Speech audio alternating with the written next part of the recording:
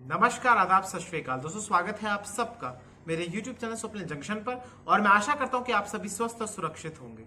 दोस्तों, वीडियो के प्रारंभ में मैं सबसे पहले आप सभी को सावन के पावन महीने के पहले सोमवार की बहुत बहुत शुभकामनाएं देना चाहता हूं। मैं ईश्वर से प्रार्थना करूंगा, भगवान भोलेनाथ से ये प्रार्थना करूंगा कि वो अपनी कृपा दृष्टि आप सब पर बना के रखें। ये जो संकट चल रहा है इससे हम सबको निजात दें और इसी के साथ साथ सभी का कल्याण करें। हर हर महादेव।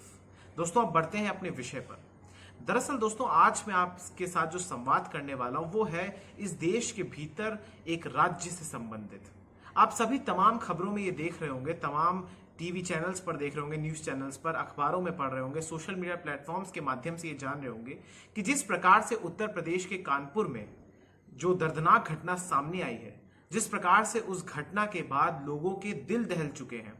आज भी जब उस घटना के बारे में मैं पढ़ रहा था, रिसर्च कर रहा था, तो मेरे रोंगटे भी खड़े हो गए। निश्चित रूप से इससे अधिक दुर्भाग्यपूर्ण कुछ नहीं हो सकता कि जब पुलिस ही किसी का एनकाउंटर करने जा रही हो, दबिश करके किसी को गिरफ्तार करने जा रही हो और स्वयं पुलिस की पार्टी का ही एनकाउंटर हो जाए।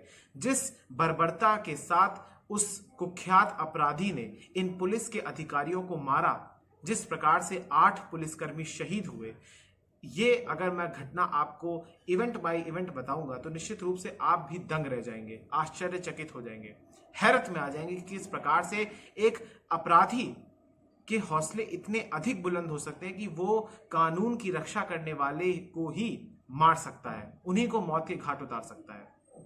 दरअसल दोस्तों, ये हिस्ट्री शीटर, ये कुख्यात हिस्ट्री शीटर विकास दुबे, ये 1990 से ही कानपुर में सक्रिय है, लेकिन मुख्य रूप से वर्ष 2001 के बाद से इसका नाम बना, या यूं कहें कि इसकी तूती बोलने लगी। अपराध के जगत में इसकी जो हैसियत है वो वर्ष 2001 में जब इसने बीजेपी के तत्कालीन, जब वो मुख्यमंत्री थे राजनाथ सिंह जी, जो कि वर्तमान में रक्षा मंत्री हैं, उन्हीं की राज्य सरकार में दर्जा प्राप्त मंत्री की हत्या करी थी, संतोष शुक्ला की। थाने में घुसकर, शिवली थाने में इसने घुसकर उनको मारा था, क्योंकि उनके और उनके समर्थकों के बीच, इस विकास दुबे और मंत्री के समर्थकों के बीच कुछ विवाद हो गया था, आपसी झड़प हो गई थी प्रचार के दौरान, उस दौरान। तो इसके बाद ये लोग थाने में पहुंचे और थाना अध्यक्ष के सामने इसने गोली मारी उत्तर प्रदेश सरकार के तब के मंत्री, दर्जा प्राप्त राज्य मंत्री संतोष शुक्ला को। इसके बाद इसको जब गिरफ्तार किया गया तो उसके बाद ये बरी हो गया, जमानत पे ये बाहर हुआ, रिहा हुआ, और अभी भी ये जमानत पर ही रिहा है। और सोचिए, जमानत पर रिहा होने के बावजूद इसने इतना बड़ा क्राइम किया।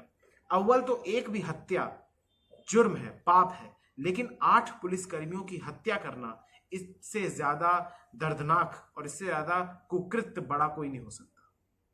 इसी के साथ साथ दोस्तों, इसने राज्य के मुख्यमंत्री योगी आदित्यनाथ को चुनौती दी है, पुलिस महकमे को चुनौती दी है कि आप हमें पकड़ के दिखाइए, वरना सरकारी एम्प्लॉइज को मारना, पुलिस को मारना, वो भी, इससे बड़ी चुनौती और इससे बड़ी धमकी कोई हो ही नहीं सकती सूबे के मुख्यमंत्री को, प्रशासन को।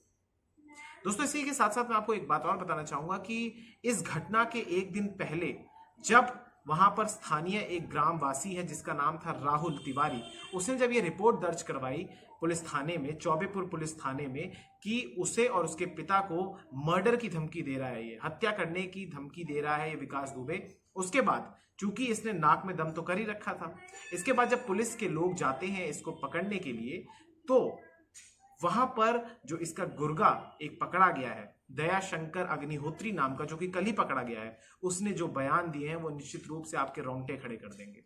उसने बताया कि इसकी सूचना रात 8:30 बजे ही, यानी जिस दिन मुठभेड़ हुई उसी रात 8:30 बजे इसके पास चौबेपुर पुलिस स्टेशन से फोन आता है और पूर्ण रूप से इसको जानकारी दी जाती है कि तुम्हारी दबिश के लिए, तुम्हारी गिरफ्तारी के लिए, और हो सकता है तुम्हारे एनकाउंटर के लिए कुछ पुलिस की टीम आ रही है।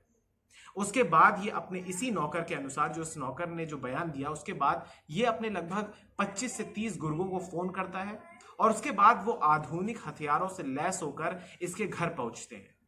और उसके बाद ये अपने घर में, जो इसके आसपास के जो गांव के जो घर हैं, वहां पर इन सभी गुर्गों की तैनाती कर देता है। कभी छत पर तैनात कर देता है, इसी के साथ साथ ऐसी पोजीशंस पर वो तैनात करता है कि जब पुलिस की टीम आए और इलाके को कॉर्डन ऑफ करे तो तमाम चीजों को ध्यान में रखते हुए एडवांटेज की पोजीशन पर यही रहे।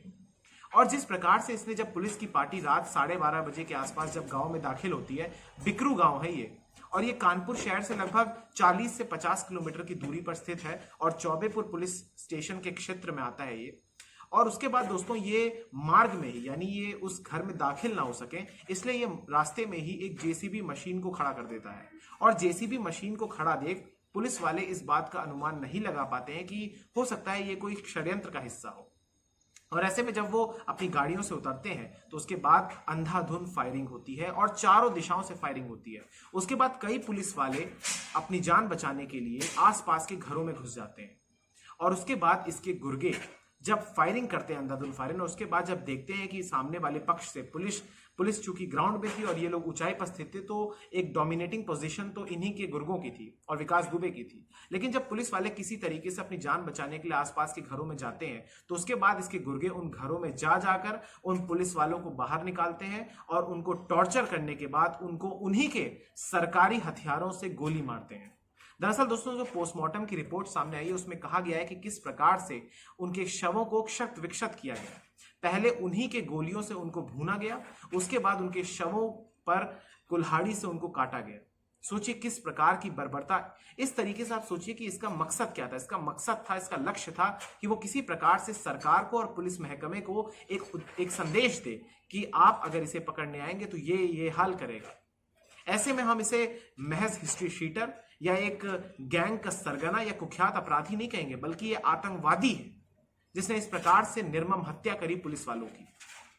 इसी के साथ साथ दोस्तों इसके घर को भी जमींदोज किया गया। इसके उसी गांव में एक बड़ा किला नुमा एक घर है। ऐसा समझिए कि इतना आलीशान घर है वो कि इसके अंदर तमाम सुविधाएं हैं। इसी के साथ साथ जब उस घर को चुनवाया गया, क्योंकि पुलिस वालों को ये खबर मिली थी, ये सूचना मिली थी कि इसने अपने घरों में जो दीवारें हैं उसमें चुनवा रखे हैं हथियार। जिस प्रकार से काले धन को मंत्री संतरी इस प्रकार से अपने घरों में छुपा के रखते हैं, छतों में चिनवा के रखते हैं, उसी की तरह इसने अपने घर की दीवारों पर चिनवा रखे थे अपने तमाम हथियारों को, पैसे को, विस्फोटकों को। और उसके बाद जब इसके घर को गिराया जाता है जेसीबी मशीन्स के द्वारा, जब उस घर को जमींदोज किया जाता है और उसमें से कैसे कैसे अत्याधुनिक हथियार मिलते हैं ये आप सोच नहीं सकते। असलहा, 2 किलो से ज्यादा विस्फोटक। इसी के साथ साथ दोस्तों मैं ये पूरी लिस्ट लेके आया हूं। 12 बोर के 2, 315 बोर के 4, 25 कारतूस और 2 किलो विस्फोटक इसके यहाँ मिलते हैं। जो शुरू में 12 बोर के 2 तमंचे और 315 बोर के 4 तमंचे इसके यहाँ मैंने आपको बताया दोस्तों।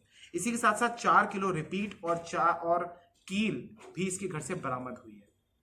अब सोचिए दोस्तों कि किस प्रकार से इसने तैयारी कर रखी थी। इसी के साथ साथ इसने जब फोन किया अपने गुर्गों को, तो वो जब आए तो उनके पास AK-47 जैसे अत्याधुनिक हथियार भी थे।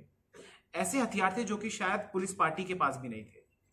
और इस पूरी घटना में जो 8 पुलिसकर्मी शहीद हुए और 7 से ज्यादा घायल हुए, कई सिविलियंस भी घायल हुए, उसमें एक SHO है, एक CO है, तमाम SIs हैं, कुछ कांस्टेबल्स हैं। तो ऐसे लोग भी घायल हुए हैं। सोचिए इसके बाद जब दबिश देने के लिए और टीम्स आनन फानन में पहुंचती हैं, जब उनको ये सूचना दी जाती है, जब घायल पुलिसकर्मी जो बच जाते हैं वो किसी प्रकार से अपने सीनियर्स को फोन करते हैं, तो उसके बाद लखनऊ मंडल से हो या फिर कानपुर मंडल से हो, वो तमाम बड़े अफसर इनके पास पहुंचते हैं ताकि अस्पतालों में घायलों को पहुंचाया जाए।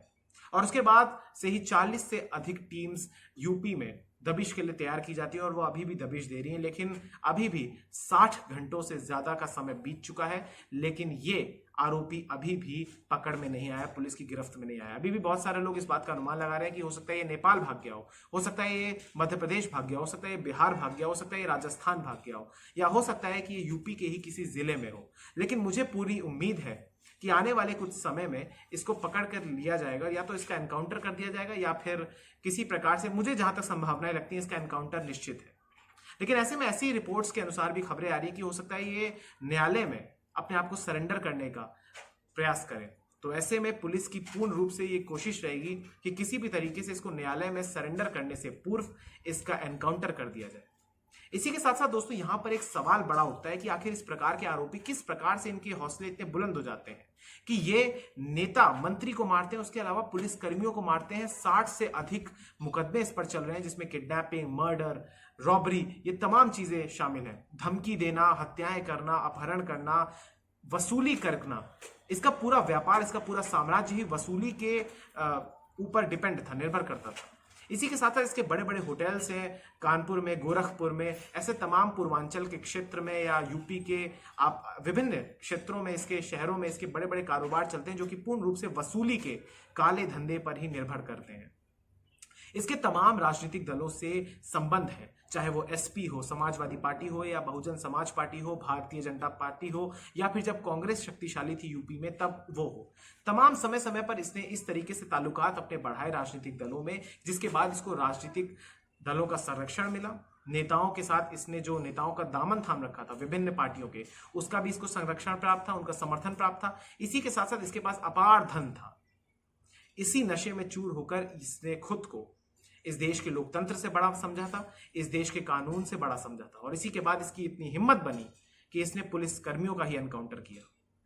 तो ऐसे में हमारे देश के सिस्टम पर भी ये सवाल उठता है, इस देश की कानून व्यवस्था पर भी सवाल उठता है कि जब आम आदमी के पास इतनी शक्ति नहीं होती है, आम आदमी के पास अधिकार नहीं होते हैं, उसको न्याय नहीं मिलता है, उसके कार्य पूरे नहीं होते, तब ऐसे सूरत में इस प्रकार का आतंकवादी, मैं इसको आरोपी नहीं कहूंगा, इसको हत्यारा नहीं कहूंगा, इसको गैंग वॉर का लीडर नहीं कहूंगा, यह आतंकवादी है, दहशतगर्द है, जिस प्रकार से इसने घटना को अंजाम दिया है। तो ऐसे में इसके पास क्यों और किस प्रकार से लोग इससे डरते थे।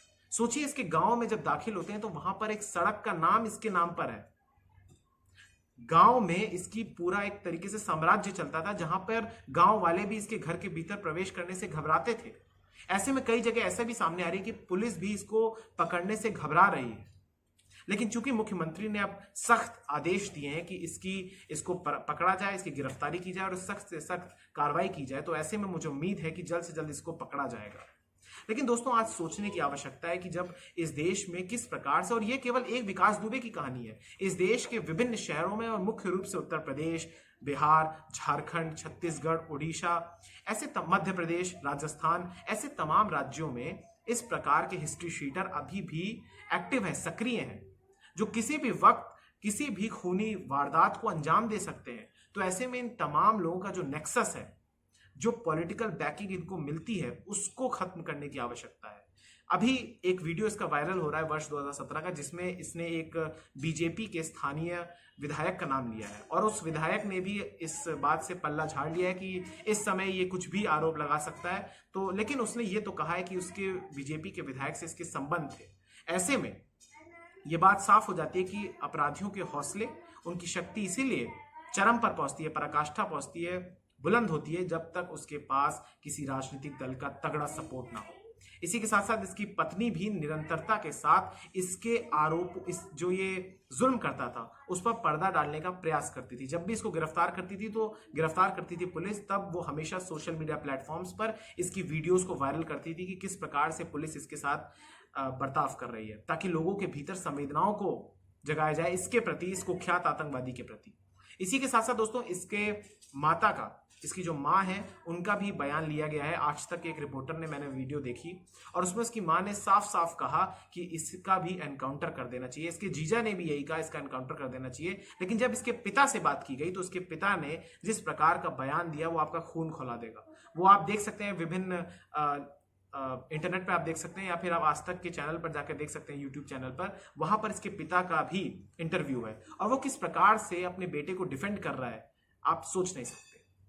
ऐसे में दोस्तों, आज सवाल उठना जायज है कि आखिर कब तक लोग ऐसे कुख्यात आरोपियों के, ऐसे कुख्यात हत्यारों के डर के साए के भीतर जिएंगे। आखिर किस प्रकार का लोकतंत्र है जहां पर एक व्यक्ति सत्ता को हासिल करने के बाद, या सत्ता के लोगों का संरक्षण प्राप्त करने के बाद इतना शक्तिशाली हो जाता है, और फिर वो गरीबों पर, मजलूमों पर, निर्धनों पर, और इसी के साथ साथ शक्तिशाली लोगों पर भी, संवैधानिक पद प्राप्त किए हुए लोगों पर भी हमला करता है, और किस प्रकार से अपने घर के भीतर ही हथियारों का माफ कीजिएगा दोस्तों, हथियारों का जखीरा बरामद कर लेता है और उसको इकट्ठा करके पुलिस वालों पर भी हमला करता है।